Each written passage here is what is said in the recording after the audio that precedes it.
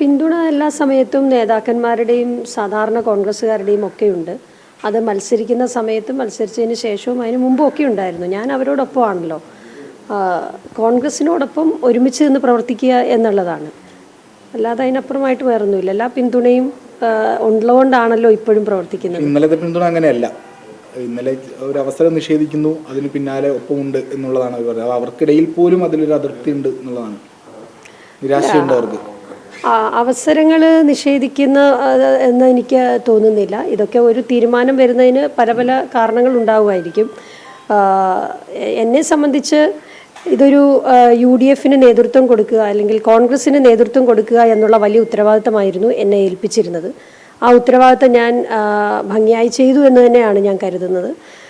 അതിൽ ജയിച്ചു വന്ന 46 കൗൺസിലർമാരോടൊപ്പമാണ് ഞാൻ. ഇപ്പോൾ തീരുമാനിക്കപ്പെട്ട രണ്ട് മേയർമാരുണ്ടല്ലോ, 2 പേരോടും ഉള്ള എൻ്റെ എല്ലാ പിന്തുണയും അഭിവാദ്യവും KPC ജനറൽ സെക്രട്ടറി എന്നുള്ള നിലയ്ക്കുണ്ട്. അവർ നന്നായി പ്രവർത്തിക്കും. അവർക്ക് വേണ്ട എല്ലാ സഹായവും എൻ്റെ ഭാഗത്തു നിന്ന് ഉണ്ടാവും. ഈ തെരഞ്ഞെടുപ്പിന് മുമ്പേ കേട്ട പേര് മാത്രമല്ല, അങ്ങനെ ഒരു ഉറപ്പിലായിരുന്നു. അതായത് ദീപ്തി മേരി വർഗീസ് മേയർ എന്നുള്ള ഉറപ്പിലാണ് മുന്നോട്ട് പോയത്. പിന്നെ എവിടെയാണ് ഈ പ്രശ്നങ്ങൾ നേരിട്ടത്, അല്ലെങ്കിൽ എവിടെയാണ് പിന്തുണ കുറഞ്ഞത്? എന്താ അതിനെക്കുറിച്ച് പറയാനുള്ളത്? ഇതിന് നേതൃത്വം കൊടുക്കണമെന്നും ലീഡ് ചെയ്യണമെന്നും അത്തരത്തിലൊക്കെ എന്നോട് പറയേണ്ട ആളുകൾ നേതൃത്വത്തിൻ്റെ ഭാഗത്തു നിന്ന് പറഞ്ഞിരുന്നു. അത്തരത്തിൽ തന്നെയാണ് ഞാൻ പ്രവർത്തിച്ചു വന്നതും. പിന്നീട് ഒരു മാറ്റമുണ്ടായത് എന്താണെന്നുള്ളത് വിശദീകരിക്കേണ്ടത് മാറ്റിയ അല്ലെങ്കിൽ അങ്ങനെ തീരുമാനമെടുത്ത ആളുകളാണ്. അതിൻ്റെ അകത്ത് ഒരു ഉത്തരവില്ല. നേതൃത്വം കൊടുക്കുക എന്ന് പറഞ്ഞാലേ മേയറായി അല്ലെങ്കിൽ മേയർ സ്ഥാനത്തേക്ക് തന്നെയാണ് പരിഗണിക്കുന്നത് എന്നാണ് അതിനർത്ഥം. അപ്പോൾ എന്തെങ്കിലും ഒരു ചരടുവലിയോ അല്ലെങ്കിൽ എവിടെ നിന്നെങ്കിലും ഉള്ള ഒരു സമ്മർദ്ദമോ വന്നിട്ടുണ്ടോ? അങ്ങനെ തോന്നുന്നുണ്ടോ? അല്ലാതെ ഇത് മാറാൻ അതാണ് ഞാൻ പറഞ്ഞത്. ഒരു തീരുമാനത്തിൽ എന്തെങ്കിലും മാറ്റം ഉണ്ടാകുമ്പോൾ അതിന് തീരുമാനത്തിന് ചുക്കാൻ പിടിച്ചവരാണത് പറയേണ്ടത്. എനിക്കതിൻ്റെ അകത്ത് പ്രത്യേകിച്ച് ഒന്നും പറയാനില്ല. എന്തായാലും ഈ ഒരു കൊച്ചി നഗരസഭ തിരിച്ചു പിടിച്ച് ഏറ്റവും ഭംഗിയായി ഭരിച്ചു മുമ്പോട്ട് പോവുക എന്നുള്ള കാര്യത്തിൽ ഞാൻ അവരോടൊപ്പം ഉണ്ടാവും. മാനദണ്ഡം ലംഘിച്ചു എന്ന് താങ്കൾ പറഞ്ഞിരുന്നു. ഇപ്പോൾ അജയ് തറയലിനെ പോലെയുള്ള കോൺഗ്രസ് നേതാക്കളും അതേ വാദം ആവർത്തിക്കുന്നുണ്ട്. അപ്പോൾ എന്താണ് യഥാർത്ഥത്തിൽ ഇവിടെ കോൺഗ്രസിൽ സംഭവിച്ചത്? അല്ല, KPCC സർക്കുലറിൽ പറഞ്ഞിരിക്കുന്ന കാര്യങ്ങൾ ഈ തെരഞ്ഞെടുക്കുന്ന പ്രോസസ്സിൽ ചില അപാകതകൾ സംഭവിച്ചിട്ടുണ്ട്. അത് ഞാൻ KPCയുമായി അതിന് പറയേണ്ട പ്ലാറ്റ്ഫോമിൽ ഞാനത് പറയും. അതിൻ്റെ അകത്ത് പ്രതിഷേധമൊന്നുമില്ല. പക്ഷേ ശ്രദ്ധിക്കേണ്ട കാര്യങ്ങൾ, ഗൗരവമായി ശ്രദ്ധിക്കേണ്ട കാര്യങ്ങൾ ശ്രദ്ധിക്കണം. ഇനി മുമ്പോട്ടുള്ള പാർട്ടിയുടെ പ്രയാണത്തിലും അത്തരം കാര്യങ്ങളൊക്കെ ശ്രദ്ധിക്കേണ്ടത് ആവശ്യമാണ്. KPCC എന്ന് പറയുന്നത് ഏറ്റവും പ്രധാനപ്പെട്ട ഉന്നത ബോഡിയാണ്. KPCC കൊടുക്കുന്ന സർക്കുലർ പ്രകാരം വേണം എല്ലാ കാര്യങ്ങളും തീരുമാനിക്കാൻ. തെരഞ്ഞെടുപ്പ് പ്രോസസ്സ് എങ്ങനെ വേണമെന്ന് അതിൽ പറഞ്ഞിരുന്നു. ആ പറഞ്ഞിരുന്ന ഒരു പ്രോസസ്സ് നടത്തുന്നതിൽ ചില അപാകതകൾ സംഭവിച്ചിട്ടുണ്ടെന്നാണ് ഞാൻ വിശ്വസിക്കുന്നത്. പ്രതിസന്ധി ഘട്ടങ്ങളിൽ KPCC നേതൃത്വം ഇടപെട്ടാണ് അവസാനം തീരുമാനം എടുക്കുന്നത്. പക്ഷെ കൊച്ചിയിൽ അങ്ങനെ ഒരു സംഭവം ഉണ്ടായില്ല. ആരുടെയെങ്കിലും പ്രത്യേക താല്പര്യങ്ങളൊക്കെ ഇതിന് പിന്നിൽ ഉണ്ടാകുമെന്ന് കരുതുന്നുണ്ടോ? അല്ല, KPCC പ്രസിഡന്റ് തീർച്ചയായിട്ടും കമ്മ്യൂണിക്കേറ്റ് ചെയ്തിട്ടുണ്ടാവുമെന്ന് തന്നെയാണ് ഞാൻ മനസ്സിലാക്കുന്നത്. പക്ഷേ എന്തുകൊണ്ടാണ് ആ പ്രോസസ്സ് ഇവിടെ നടക്കാതിരുന്നത് എന്നുള്ളത് അതിന് നേതൃത്വം കൊടുത്തവർ പറയട്ടെ. എനിക്കതിൻ്റെ അകത്ത് പ്രത്യേകിച്ചൊന്നും പറയാനില്ല. പ്രതിപക്ഷ നേതാവിനായിരുന്നല്ലോ ചുമതല, അദ്ദേഹത്തിന്റെ തീരുമാനം കൂടിയാണല്ലോ ഇത്. യഥാർത്ഥത്തിൽ തീർച്ചയായിട്ടും കൊച്ചി നഗരസഭയുടെ ഭരണം പിടിക്കുക എന്നതിന് നേതൃത്വം കൊടുത്ത പ്രധാനപ്പെട്ട ആൾ, ചാർജ് ഉണ്ടായിരുന്ന പ്രതിപക്ഷ നേതാവ് തന്നെയാണ്. അദ്ദേഹം തന്നെയാണ് എനിക്കും ഇത് ലീഡ് ചെയ്യണം എന്നുള്ള ഒരു വലിയ ഉത്തരവാദിത്തം എന്നെ ഏൽപ്പിച്ചത്. അദ്ദേഹം പറഞ്ഞതനുസരിച്ചാണ് കഴിഞ്ഞ നാൾ ഈ പറയുന്ന തെരഞ്ഞെടുപ്പിൽ ഉടനീളം ഞാൻ പ്രവർത്തിച്ചതും. പക്ഷേ പിന്നീട് തീരുമാനം എന്തുകൊണ്ട് ഇങ്ങനെ ആയി എന്നുള്ളത് അദ്ദേഹം തന്നെ പറയട്ടെ. എനിക്കറിയില്ല, നിലവിൽ എനിക്ക് അത്തരം കാര്യങ്ങളൊന്നും അറിയില്ല. അങ്ങനെ ഒരു ഗൂഢാലോചന നടത്തേണ്ട ആവശ്യമുണ്ടെന്ന് എനിക്ക് തോന്നുന്നില്ല. പക്ഷേ ഇതിൻ്റെ അകത്ത് ഈ എണ്ണത്തിൻ്റെ കാര്യം ഇപ്പോൾ ചില ചാനലുകളൊക്കെ ഇന്നലെ റിപ്പോർട്ട് ചെയ്യുന്നത് ഞാൻ കണ്ടു. എണ്ണത്തിൻ്റെ ഒരു കണക്ക് അതിൽ മാത്രം എനിക്ക് വിയോജിപ്പുണ്ട്. കാരണം സ്വതന്ത്രമായ രീതിയിൽ കൗൺസിലർമാർക്ക് അത് രേഖപ്പെടുത്താനുള്ള ഒരു അവസരം നൽകേണ്ടതായിരുന്നു. അങ്ങനെ നൽകിയാൽ എനിക്ക് എൻ്റെ ആത്മവിശ്വാസം എന്നോടൊപ്പം വളരെയധികം കൗൺസിലർമാരുണ്ട് എന്ന് തന്നെയാണ്. ആ ഒരു പ്രോസസ്സ് നടന്ന കാര്യത്തിൽ ചില അപാകതകൾ സംഭവിച്ചിട്ടുണ്ട്. അത് ഞാൻ KPCC പ്രസിഡന്റിനെ അറിയിച്ചിട്ടുമുണ്ട്. അതിനപ്പുറമായി ഈ എന്തെങ്കിലും ഒരു പദവി ലഭിക്കാതിരുന്നതിൽ എനിക്ക് യാതൊരു വിധത്തിലുള്ള പരിഭവമില്ല. ആ പ്രോസസ്സ് ഒരു പ്രധാനപ്പെട്ട മാനദണ്ഡമായാണ് ഇന്നലെ DCC പ്രസിഡന്റ് പറഞ്ഞത്. കൗൺസിലർമാരോട് ഞങ്ങൾ ചോദിച്ചു, അവരുടെ അഭിപ്രായം തേടി, അതിനുശേഷം ഇങ്ങനൊരു തീരുമാനത്തിലേക്ക് എത്തിയെന്നാണ് പറയുന്നത്. അത്രയും വലിയൊരു പ്രോസസ്സ്, വലിയൊരു അപാകത സംഭവിച്ചെന്നാണ്. അത് അദ്ദേഹം തന്നെ അത് വായിച്ചു നോക്കട്ടെ, ആ സർക്കുലർ വായിച്ചു നോക്കട്ടെ, ഏത് തരത്തിലായിരുന്നു അത് നടത്തേണ്ടിയിരുന്നതെന്ന് അദ്ദേഹം വായിച്ചു നോക്കട്ടെ. അത് ശരി ഇപ്പോൾ ഒരു പക്ഷേ ശരിയായി വായിച്ചിട്ടുണ്ടാവില്ലായിരിക്കും, അതുകൊണ്ടായിരിക്കും. അവർക്ക് സമ്മർദ്ദം ഉണ്ടായി എന്നാണ്, എന്താണ് ഉദ്ദേശിച്ചത്? അതായത് അത് ഒന്നാമത് ആ പ്രോസസ്സ് നടത്തേണ്ടിയിരുന്നത് KPCയിൽ നിന്നുള്ള ഒരു നിരീക്ഷകൻ വന്ന് നടത്തണം. സ്വതന്ത്രമായി രഹസ്യമായ വോട്ടെടുപ്പ് വേണമായിരുന്നു. രഹസ്യമായി, കാര്യം പല ആളുകൾക്കും, പലരും ജൂനിയേഴ്സ് ആയിട്ടുള്ള പുതിയതായിട്ട് വന്ന കൗൺസിലേഴ്സ് ഉൾപ്പെടെയുണ്ട്. അപ്പോൾ പലതരത്തിലുള്ള സമ്മർദ്ദം അവർക്ക് ഉണ്ടായിട്ടുണ്ടെങ്കിൽ അത് സ്വതന്ത്രമായി അവർക്കത് വിനിയോഗിക്കാൻ ചിലപ്പോൾ കഴിഞ്ഞിട്ടുണ്ടാവില്ല. അതൊക്കെ പിന്നീട് പാർട്ടി നോക്കേണ്ട കാര്യമാണ്. എനിക്ക് ഒറ്റ കാര്യത്തിലേ ഉള്ളൂ, ഇത് പ്രോസസ്സ് ഇതിൻ്റെ അകത്ത് എനിക്ക് എണ്ണം കുറഞ്ഞു പോയി, എനിക്ക് പാർലമെന്ററി കമ്മിറ്റിയിൽ സപ്പോർട്ടില്ല എന്ന് പറയുന്നതിൽ മാത്രമേ എനിക്ക് വിയോജിപ്പുള്ളൂ. മറ്റൊരു കാര്യത്തിലും എനിക്കൊരു വിയോജിപ്പുമില്ല. പലതരത്തിലുള്ള സമുദായ സംഘടനകളുടെ ഇല്ല, എല്ലാം അങ്ങനെ ഒരു വാഗ്ദാനവും എന്നോട് പറഞ്ഞിട്ടുമില്ല, ഞാൻ ചോദിച്ചിട്ടുമില്ല. അങ്ങനെ ഒരു വാഗ്ദാനം എന്തെങ്കിലും തന്ന് ഇതിന് പകരമായി വേറെന്തെങ്കിലും തരണം, അങ്ങനെ ഒരു വാദം എനിക്കില്ല. ഞാൻ പറഞ്ഞല്ലോ, ഞാൻ KPC ജനറൽ സെക്രട്ടറി എന്നുള്ള നിലയ്ക്ക് മാത്രമാണ് ഞാൻ ഇപ്പോഴും എന്നും പ്രവർത്തിക്കുന്നത്. ഇതിന് പകരം മറ്റൊന്ന് തരാം എന്നൊന്നും എന്നോട് ആരും പറഞ്ഞിട്ടുമില്ല, ഞാനത് ആഗ്രഹിക്കുന്നുമില്ല. എന്നോടൊന്നും പറഞ്ഞിട്ടില്ല. അത് MP അങ്ങനെ ഒരു കാര്യം ചിന്തിച്ചിട്ട് പോലുമില്ല, എന്നോട് പറഞ്ഞിട്ടുമില്ല. ഈ പല സമുദായ സംഘടനകളുടെ താല്പര്യത്തിന് ഈ തീരുമാനം വഴിമാറിയെന്നൊരു വിമർശനമുണ്ട്. അത്തരം ഒരു അഭിപ്രായമുണ്ടോ താങ്കൾക്ക്? കോൺഗ്രസ് എന്നും ഒരു മതേതര പാർട്ടിയാണ്. കോൺഗ്രസിൽ വിശ്വസിക്കുന്ന, കോൺഗ്രസിന് നേതൃത്വം കൊടുക്കുന്നവർ എന്നും സെക്യുലറിസം, ഇൻക്ലൂസീവ് സെക്യുലറിസത്തിൽ തന്നെയാണ് വിശ്വസിക്കുന്നത്, ഞാൻ ഉൾപ്പെടെയുള്ള ആളുകൾ. ആ സെക്യുലറിസം എന്ന് പറയുന്നത് എല്ലാ ജാതി മതങ്ങളെയും ഒരുമിച്ച് ഒരേപോലെ കാണുക എന്നുള്ളതാണ്. അതിനപ്പുറമായി എന്തെങ്കിലും സംഭവിച്ചിട്ടുണ്ടോ എന്നുള്ളത് KPCC വിലയിരുത്തട്ടെ. ഈ സുതാര്യമല്ലാതെ ഏകപക്ഷീയമായിട്ടാണോ ഈ തെരഞ്ഞെടുപ്പ് നടന്നത്? അത് ഞാൻ പറഞ്ഞല്ലോ, അത് KPCCയുടെ ഒരു നിർദ്ദേശമുണ്ടായിരുന്നു. ആ നിർദ്ദേശം പാലിക്കപ്പെട്ടിട്ടില്ല എന്നത് തന്നെയാണ് ഇപ്പൊ ഞാൻ മനസ്സിലാക്കുന്നത്. കാരണം ഏകപക്ഷീയമായിട്ടാണ് ഈ തെരഞ്ഞെടുപ്പ് നടന്നത്. അങ്ങനെയല്ല, അങ്ങനെയല്ല, ഞാൻ പറയാം. അവിടെ നടത്തേണ്ടിയിരുന്നത് KPCCയിൽ നിന്നുള്ള ഒരു നിരീക്ഷകൻ വന്നിട്ടായിരുന്നു ഈ അഭിപ്രായ രൂപീകരണം നടത്തേണ്ടിയിരുന്നത്. അത് നടത്താതെ ഓപ്പണായിട്ട് ആളുകളോട് ചോദിച്ചത് തന്നെ അവർക്കുള്ള സ്വാതന്ത്ര്യം, വോട്ട് അവർക്ക് പിന്തുണ നൽകാനുള്ള സ്വാതന്ത്ര്യത്തെ ബാധിച്ചു എന്നാണ് കരുതേണ്ടത്. അപ്പോൾ അത് KPCC വിലയിരുത്തട്ടെ. അത് KPCCയുടെ നിർദ്ദേശമാണല്ലോ, KPC പ്രസിഡന്റിന് അറിവുള്ളതാണല്ലോ, അദ്ദേഹം നേതൃത്വത്തിൽ ഇരിക്കുന്നവർ അത് വിലയിരുത്തേണ്ട ഒരു കാര്യമാണ്. മാനദണ്ഡങ്ങൾ പാലിച്ചായിരുന്നെങ്കിൽ ദീപ്തി മേരി വർഗീസിനായിരുന്നു ഭൂരിഭാഗം കൗൺസിലർമാരുടെ പിന്തുണ, അതല്ലേ പറഞ്ഞു വെക്കുന്നത്?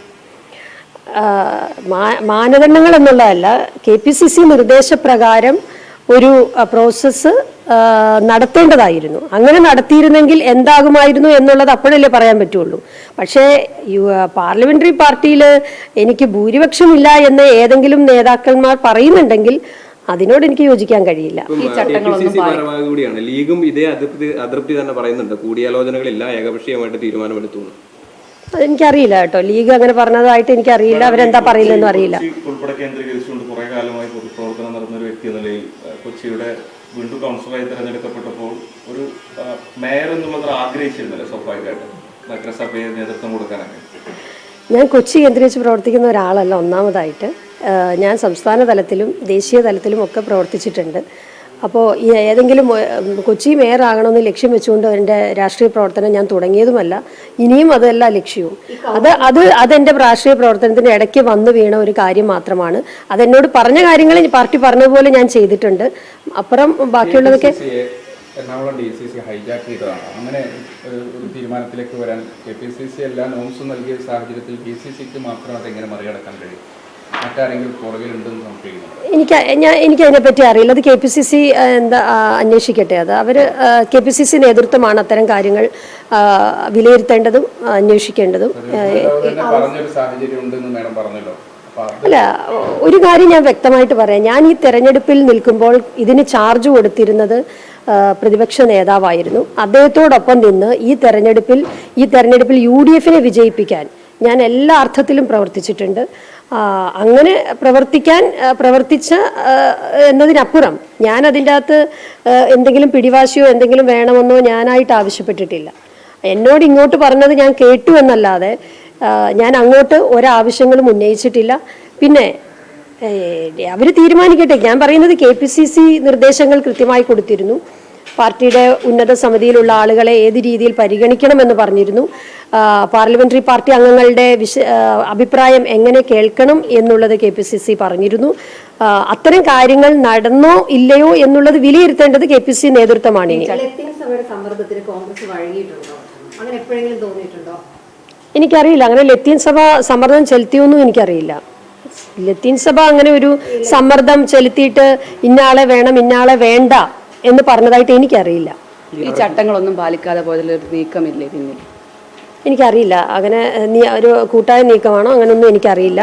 പക്ഷേ കൗൺസിലർമാരിൽ നിന്നും അഭിപ്രായം തേടിയത് സുതാര്യമായിരുന്നെങ്കിൽ ദീപ്തി മേരി വർഗീസിന് ഇവരുടെ പിന്തുണ കൂടുതൽ ലഭിക്കുമായിരുന്നു എന്ന് തോന്നുന്നുണ്ടോ? ഞാൻ പറഞ്ഞല്ലോ, ഞാൻ എന്നെ ഏൽപ്പിച്ച ആള് പ്രതിപക്ഷ നേതാവാണ്. ഞാനത് വർക്ക് ചെയ്തു. ഗ്രൂപ്പിന്റെ അടിസ്ഥാനത്തിലല്ല ഞാൻ വർക്ക് ചെയ്തത്. എനിക്ക് ഗ്രൂപ്പിന് അതീതമായി എല്ലാ പാർലമെന്ററി പാർട്ടി അംഗങ്ങളുടെ ബഹുഭൂരിപക്ഷം ആളുകളുടെയും പിന്തുണ ഉണ്ടായിരുന്നു. ഞാൻ അങ്ങനെ ഒരു മത്സരത്തിന് വേണ്ടി ശ്രമിച്ചിട്ടുമില്ല. ഇതിനിടയിൽ പാർലമെന്ററി പാർട്ടി അംഗങ്ങൾക്കിടയിൽ ഒരു മത്സരമുണ്ടാക്കി എനിക്ക് ഭൂരിപക്ഷം നേടണം എന്നുള്ള നിലയ്ക്ക് ഞാൻ പ്രവർത്തിച്ചിട്ടില്ല. ഞാൻ അതിനുവേണ്ടി ഒന്നും ചെയ്തിട്ടുമില്ല. അങ്ങനെ ആരെങ്കിലുമൊക്കെ ചെയ്തോന്ന് എനിക്കറിയില്ല. പക്ഷേ എനിക്ക് ഉറപ്പുണ്ട് അവരുടെ എല്ലാം പിന്തുണ എനിക്കുണ്ട് എന്നുള്ളത് തന്നെയാണ് ഞാൻ വിശ്വസിക്കുന്നത്. അർഹിച്ച അംഗീകാരം ഏതെങ്കിലും വ്യക്തികളോ അല്ലെങ്കിൽ ഏതെങ്കിലും വ്യക്തിയോ ചേർന്ന് ഇല്ലാതാക്കിയിട്ടുണ്ടോ? അങ്ങനെ ഒരു ഇത് അർഹിച്ച അംഗീകാരം എന്നൊക്കെ പറയുന്നത് ഇത് ഈ ഒരു പദവിയെ പറ്റിയാണല്ലോ പറയുന്നത്. ഈ ഒരു പദവി ഇതിൻ്റെ ഒരു അൾട്ടിമേറ്റ് കാര്യമാണ്. എൻ്റെ രാഷ്ട്രീയ പ്രവർത്തനത്തിൻ്റെ ഏറ്റവും പ്രധാനപ്പെട്ട ലക്ഷ്യമായിട്ടൊന്നും ഞാൻ കരുതിയിട്ടില്ല. ഞാൻ ഇന്നലെയും അത് പറഞ്ഞു. ഞാൻ ഇതെൻ്റെ ഒരു ലക്ഷ്യം വെച്ചുകൊണ്ടുള്ള ഒരു പ്രവർത്തനമൊന്നും ഞാൻ നടത്തിയിട്ടില്ല. പാർട്ടി പറഞ്ഞത് ചെയ്തു എന്നതിനപ്പുറം ഞാനൊന്നും ചെയ്തിട്ടില്ല. ഉത്തരവാദിത്തം തന്നെ ആ ഉത്തരവാദിത്തം തരുമ്പോൾ ആ പദവി അർഹിച്ചതുകൊണ്ടാണല്ലോ അങ്ങനെ പറഞ്ഞത്, അല്ലെങ്കിൽ അപ്പോൾ അത് പ്രതീക്ഷിക്കുകയും എനിക്ക് ഒരു കാര്യത്തിൽ അഭിമാനമുണ്ട്. കൊച്ചി നഗരസഭയുടെ ഭരണം കഴിഞ്ഞ 5 വർഷത്തെ ഇടതുപക്ഷത്തിന്റെ ഭരണം അവസാനിപ്പിച്ച് UDFന് അത് പിടിക്കാൻ കഴിഞ്ഞതിൽ ചുക്കാൻ പിടിക്കാൻ ഞാനും കൂടി ഉണ്ടായിരുന്നു. ഞാനും അതിനൊപ്പം ഉണ്ടായിരുന്നു. അതുകൊണ്ട് തന്നെ ഞാൻ ഏറെ അഭിമാനത്തോടെയാണ് ഇപ്പോൾ നിൽക്കുന്നത്. എനിക്ക് മേയർ പദവി കിട്ടുമോ കിട്ടില്ലയോ എന്നുള്ളതൊക്കെ അതൊരു പ്രസക്തമായ കാര്യമാണെന്ന് ഞാൻ കരുതുന്നില്ല. അത് കിട്ടണമെന്ന് നേതൃത്വം ആലോചിച്ചിട്ടുണ്ടെങ്കിൽ അത് തരുമായിരുന്നു. പിന്നെ എന്തുകൊണ്ട് കിട്ടിയില്ല എന്നൊക്കെ ഉള്ളതോ അല്ലെങ്കിൽ പാർട്ടി പ്രോസസ്സ് നടത്തിയതിൽ എന്തെങ്കിലും വീഴ്ച ഉണ്ടായിട്ടുണ്ടോ എന്നുള്ളതൊക്കെ പാർട്ടിയുടെ നേതൃത്വം വിലയിരുത്തട്ടെ. എനിക്ക് അതിനെക്കുറിച്ച് പ്രത്യേകമായി ഒന്നും പറയാനില്ല. കോർ കമ്മിറ്റി വിളിച്ചു കൂട്ടാതെ ഏകപക്ഷീയമായി മേയറെ പ്രഖ്യാപിച്ചു. ദീപ്തിയെ വെട്ടാനുള്ള അജണ്ടയാണ് നടപ്പാക്കിയത്. അതേത്രയിൽ പറഞ്ഞതാണ്. അല്ല, അത് അദ്ദേഹം മറുപടി പറയുന്നുണ്ട്. അല്ല, കൊച്ചിയിലെ പവർ ഗ്രൂപ്പ് എന്ന് പറയുന്നത് UDF നേതൃത്വമാണ്. കോൺഗ്രസിന്റെ നേതൃത്വം ഒരു പവർ ഗ്രൂപ്പ് ആണെന്നാണല്ലോ ഇപ്പൊ തെളിയിച്ചിരിക്കുന്നത്. UDF ഇത്രയും 46 സീറ്റുകൾ തിരിച്ചു പിടിക്കുക എന്ന് പറഞ്ഞാൽ അപ്രതീക്ഷിതമായി പോലും വലിയ ഷോക്കാണ് CPMന്റെ ചില സ്ഥലങ്ങളിൽ ഉണ്ടായിരിക്കുന്നത് അവർക്ക്. അപ്പോൾ അത് തിരിച്ചു പിടിക്കുക എന്നുള്ളത് തീർച്ചയായിട്ടും വലിയൊരു കാര്യമാണ്.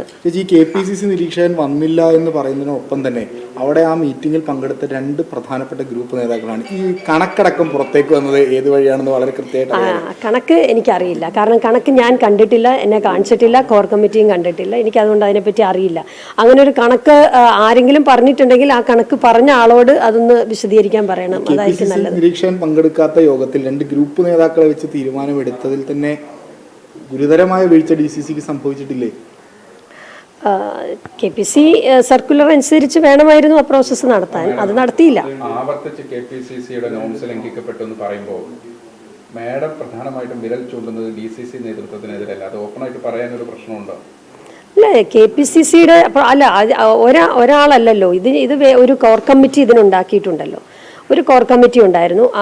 ഇന്നലെ അത് കോർ കമ്മിറ്റി വിളിച്ച് അതിനു മുൻപൊരു പ്രഖ്യാപനം, ഈ അഭിപ്രായ വോട്ടെടുപ്പ് തേടിയതിനു ശേഷം കോർ കമ്മിറ്റി വിളിക്കുകയും അതിലൊരു പൊളിറ്റിക്കൽ ഡിസ്കഷൻ ഉണ്ടാവുകയും എന്നിട്ട് തീരുമാനമെടുക്കുകയും ചെയ്യുമെന്നായിരുന്നു എന്നോട് അറിയിച്ചിരുന്നത്. ഞാനും കോർ കമ്മിറ്റി അംഗമാണ്. പക്ഷേ ഇന്നലെ വൈകുന്നേരം വരെ കോർ കമ്മിറ്റി വിളിച്ചിട്ടില്ല.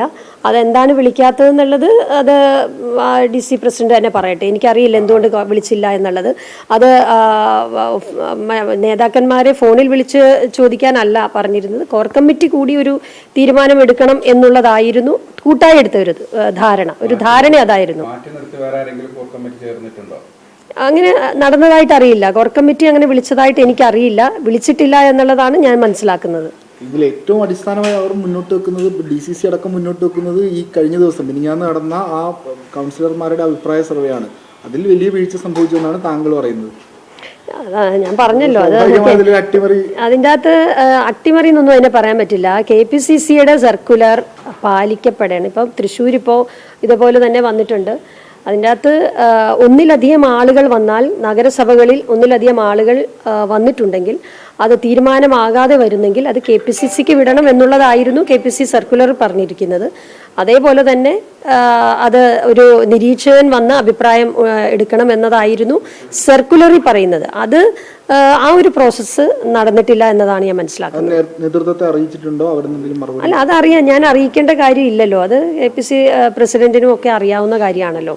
അദ്ദേഹം അറിയാതെ ഇവിടെ അങ്ങനെ ഒരു അദ്ദേഹത്തിന് അറിവുള്ളതാണ്. അങ്ങനെ ഒരു നിരീക്ഷകനെ വിട്ടിട്ടുമില്ല. ഇവിടെ നിന്ന് അങ്ങനെ ഒന്നിലധികം പേരുകൾ വന്നു എന്നുള്ള ഒരു കാര്യം KPCC അറിയിച്ചിട്ടുമില്ല. ഒറ്റ കാര്യം, ഈ ഇത്രയും വലിയൊരു വിജയത്തിനിടയ്ക്ക് ഈ ഒരു പ്രശ്നം ഉണ്ടായ സ്ഥിതിക്ക് ഇനി മാഡം എങ്ങനെ മുന്നോട്ട് പോകാനാണ്? അതല്ലെങ്കിൽ MPC ചെയർമാൻ സ്ഥാനം മാഡം ആവശ്യപ്പെട്ടിട്ടില്ല എങ്കിൽ അവർ വെച്ച് നീട്ടിയാൽ അത് സ്വീകരിക്കുമോ? മാഡത്തിൻ്റെ തുടർ നിലപാട് എന്തായിരിക്കും? അല്ല, ഒന്നാമതായിട്ട് അങ്ങനെ ഒരു പ്രശ്നമില്ല. പ്രശ്നമുണ്ടെന്ന് ഇപ്പം നിങ്ങൾ ചോദിച്ച പ്രകാരമാണെങ്കിൽ പ്രശ്നമുണ്ടെന്ന് പറയേണ്ടത് ഞാനല്ല. അങ്ങനെ ഒരു പ്രശ്നമില്ല. ഇവിടെ 2 പേരെ പ്രഖ്യാപിച്ചിട്ടുണ്ട്. 2 പേർക്കും എൻ്റെ പിന്തുണയുണ്ട്.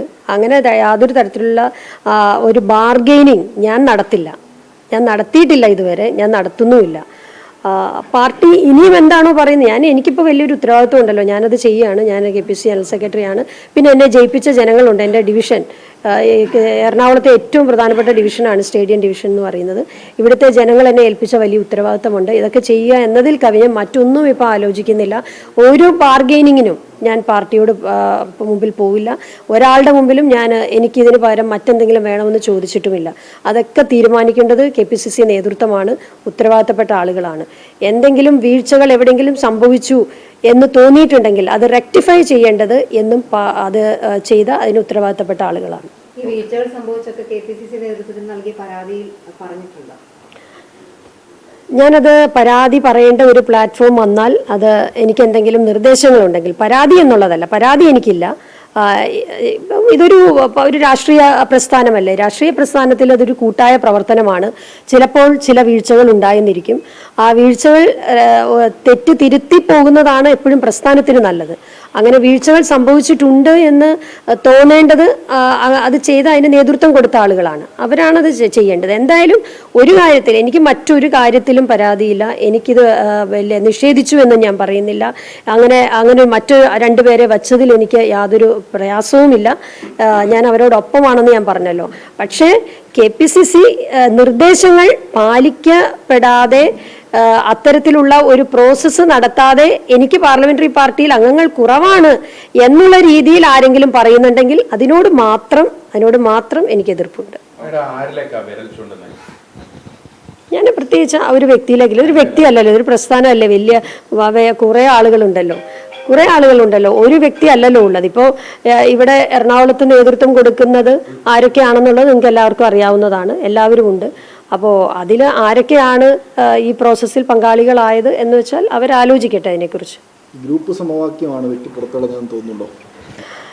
ഞാൻ പറഞ്ഞല്ലോ, ഞാൻ ഒരു ഗ്രൂപ്പിന്റെ വക്താവായി നിന്നുകൊണ്ടല്ല ഈ തെരഞ്ഞെടുപ്പിനെ നേരിട്ടത്. എനിക്ക് പാർലമെന്ററി പാർട്ടിയിൽ ഇപ്പോഴുള്ള കൗൺസിലേഴ്സിന്റെ ബഹുഭൂരിപക്ഷ ആളുകളും എന്നോട് ഏറ്റവും അടുത്ത് നിൽക്കുന്ന ആളുകളാണ്. അവരുടെ വലിയ പിന്തുണ എനിക്കുണ്ടായിരുന്നു. ആ പിന്തുണ അതിപ്പോൾ രേഖപ്പെടുത്തുന്ന കാര്യത്തിൽ പ്രോസസ്സിൽ ഒരു മാറ്റം വന്നു എന്നതിൽ ഒഴിച്ചാൽ ഇപ്പോഴും അവരെല്ലാവരും ബഹുഭൂരിപക്ഷം കൗൺസിലേഴ്സും എന്നെ വിളിക്കുകയും എന്നോട് നിർദ്ദേശങ്ങൾ ചോദിക്കുകയും അഭിപ്രായം പറയുകയും ഒക്കെ ചെയ്യുന്നുണ്ട്. ഞാൻ അവരുടെ കൂട്ടത്തിൽ ഒരുമിച്ച് നിന്ന് പ്രവർത്തിക്കാൻ വളരെ സന്തോഷത്തോടെയാണ് പ്രവർത്തിക്കുന്നത്. വോട്ട് ചെയ്ത ആളുകൾക്ക് വലിയ നിരാശ ഉണ്ടാവില്ല, അവരൊരു മേയർ എന്ന രീതിയിൽ കണ്ട് അങ്ങനെ അത് സോഷ്യൽ മീഡിയയിലൊക്കെ നമുക്ക് കാണാൻ പറ്റും. താങ്കൾക്കൊപ്പം നിൽക്കുന്ന നേതാക്കളും അത്തരത്തിൽ വലിയ നിരാശ പ്രകടിപ്പിക്കുന്നുണ്ട്. ഇതൊന്നും നിരാശപ്പെടേണ്ട കാര്യമൊന്നുമില്ല. ഇതൊന്നും പാർട്ടിയെ സംബന്ധിച്ച് വലിയൊരു കാര്യമല്ല. പാർട്ടി നേരിടാൻ പോകുന്നത് ഒരു നിയമസഭാ തെരഞ്ഞെടുപ്പാണ്. ആ നിയമസഭാ തെരഞ്ഞെടുപ്പിൽ വലിയ ഭൂരിപക്ഷത്തോടെ UDF തിരിച്ചു വരും. ആ തിരിച്ചുവരവിന് ഞാനും പങ്കാളിയായിരിക്കും. നേതൃത്വത്തിൽ തന്നെ ഞാനും ഇരുന്ന് പ്രവർത്തിക്കും. നിയമസഭാ സാമാജികമായി തിരിച്ചു വരുമെന്നാണോ? അല്ലല്ല, ഞാൻ പറഞ്ഞത് യു ഡി എഫിൻ്റെ തിരിച്ചുവരവാണ് എൻ്റെ ലക്ഷ്യം. എൻ്റെ കോൺഗ്രസ്സുകാരി എന്നുള്ള നിലയ്ക്ക് എൻ്റെ ലക്ഷ്യം അടുത്ത നിയമസഭാ തെരഞ്ഞെടുപ്പിൽ കോൺഗ്രസിൻ്റെ തിരിച്ചുവരവാണ്. ഞാൻ അതിനുവേണ്ടി മാത്രമാണ് പ്രവർത്തിക്കുന്നത്. ഇതൊക്കെ വളരെ നിസ്സാരമായ ഒരു കാര്യമായിട്ടേ ഞാൻ കാണുന്നുള്ളൂ. ഇതിനപ്പുറമായി കേരളം മുഴുവൻ UDF വിജയിക്കേണ്ടതായിട്ടുണ്ട്. ഞാൻ ആ പ്രവർത്തനത്തിലായിരിക്കും. ഈ ടേം കണ്ടീഷൻ അംഗീകരിക്കാത്തതുകൊണ്ടാണോ ദീപ്തി മേരി വർഗീസിന് ഈ മേയർ സ്ഥാനം നഷ്ടമായത്? എന്നോട് അത്തരത്തിലുള്ള ഒരു കൺസൾട്ടേഷനും പറഞ്ഞിട്ടില്ല, ടേമിൻ്റെ കാര്യവും ചോദിച്ചിട്ടില്ല. ഞാൻ പറഞ്ഞല്ലോ, എന്നോട് നേതൃത്വം കൊടുക്കാൻ പറഞ്ഞു, ഞാൻ നേതൃത്വം കൊടുത്തു. അതിനുശേഷം ഒരു ചർച്ചയും ഉണ്ടായിട്ടില്ല. ഇല്ല, ഒരു ചർച്ചയും ഉണ്ടായിട്ടില്ല. തെരഞ്ഞെടുപ്പിൽ മത്സരിക്കുന്ന സമയത്ത് അല്ലെങ്കിൽ അതിനു മുൻപ് മേയർ എന്നുള്ളൊരു പദവി വാഗ്ദാനം ചെയ്തിരുന്നോ? ചോദിച്ചു തന്നെയാണ് വീണ്ടും ചോദിച്ചുകൊണ്ടിരിക്കുന്നത്. ഞാൻ പറഞ്ഞല്ലോ, എന്നോട് നേതൃത്വം കൊടുക്കാൻ പറഞ്ഞു. KPC ജനറൽ സെക്രട്ടറിയാണ്, ഞാൻ നേതൃത്വം കൊടുത്തു. മേയർ ആകണോ ആകണ്ടയോ എന്ന് തീരുമാനിക്കേണ്ട ഒരു പ്രോസസ്സ് നടക്കേണ്ട രീതി ഉണ്ടായിരുന്നു. ആ രീതി നടന്നതിൽ KPC സർക്കുലറിൽ പറഞ്ഞതിൽ നിന്ന് ചില വ്യത്യാസം ഉണ്ടായിട്ടുണ്ട്. അതല്ലാതെ അതിനപ്പുറമായി ഇതിൻ്റെ അകത്ത് യാതൊന്നും പറയാനില്ല. ഞാൻ പറഞ്ഞത് തന്നെ വീണ്ടും പറയും. ഇനി അത് എന്നോട് ചോദിക്കേണ്ട. ഞാൻ മേയർ ആകാൻ വേണ്ടി രാഷ്ട്രീയ പ്രവർത്തനം തുടങ്ങിയ ഒരാളല്ല. ഞാൻ വന്നത് സംവരണത്തിലൂടെ അല്ല. സംവരണ രാഷ്ട്രീയം വരുന്നതിനു മുൻപേ ഞാൻ പൊതുരംഗത്തും രാഷ്ട്രീയ രംഗത്തും സംഘടനാ രംഗത്തും ഉണ്ടായിരുന്ന ആളാണ്. അതിനുശേഷമാണ് സ്ത്രീ ശാക്തീകരണത്തിൻ്റെ ഭാഗമായിട്ട് 30% സംവരണമൊക്കെ വന്നത്. ഈ സംവരണം ഇല്ലാതിരുന്ന കാലത്ത് ഈ രാഷ്ട്രീയ പ്രസ്ഥാനത്തിൽ പ്രവർത്തിച്ച എനിക്ക് സംവരണത്തിൻ്റെ പേരിൽ എന്തെങ്കിലും നഷ്ടപ്പെട്ടു എന്ന് പറയുന്നതിനോടൊന്നും എനിക്ക് വലിയൊരു പ്രയാസമോ പ്രശ്നമോ ഒന്നുമില്ല.